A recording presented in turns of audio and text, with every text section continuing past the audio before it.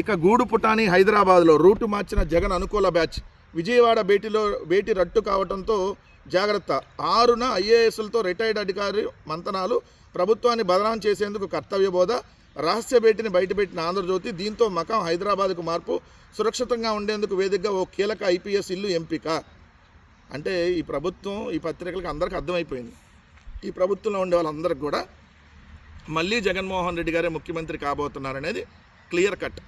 అందుకనే వీళ్ళు ఏంటంటే ఇలాంటి వార్తలు రాసి ఐఏఎస్లు సమావేశమయ్యారంట ఇంత తొందరగా. అంతకుముందే సమావేశమయ్యారు. ఈ ప్రభుత్వం ఐఏఎస్ఎల్ని ఐపీఎస్ని కూడా ఏ విధంగా రెడ్ బుక్ అనేటటువంటి పిచ్చి కుక్కని అడ్డం పెట్టుకొని వేధిస్తున్నా మనం అందరం చూస్తున్నాం కదా. ఈ ప్రభుత్వంలో సామాన్య వ్యక్తి నుంచి ఏదైతే ఐఏఎస్ ఐపీఎస్ల దాకా ఏ విధమైనటువంటి ఇబ్బందులు పడుతున్నారో తెలుసు కదా. ప్రభుత్వంలో పరిపాలన లేదు, కక్ష సాధింపు తప్ప ఏం లేదనేది క్లియర్గా అర్థమవుతుంది కదా. అందుకని అనేక మంది ఐఏఎస్లు ఐపీఎస్లకు కూడా ఏదైతే వాళ్ళకు కూడా అర్థమైంది. అందుకనే వాళ్ళు భేటీ అయ్యారనేది దీన్ని బట్టి మనం అర్థం చేసుకోవాలి.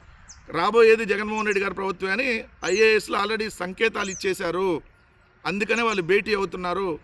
ఈ ప్రభుత్వం చేస్తున్నటువంటి దుర్మార్గాల్ని ఎండగట్టాలి, ఖచ్చితంగా ఈ ప్రభుత్వాన్ని దించాలని ఐఏఎస్లు కూడా ప్రయత్నిస్తున్నారనేది ఈ వార్త సారాంశం. ఐఏఎస్లు కాదు, ఈరోజు సామాన్య వ్యక్తుల నుంచి ఈరోజు జర్నలిస్టుల దాకా అందరూ కూడా ఈ రెడ్ బుక్ బాధితులు కదా. సో ఖచ్చితంగా ఈ ప్రభుత్వం ఎక్కువ రోజులు ఉండదనేది వాళ్ళకే తెలుసు.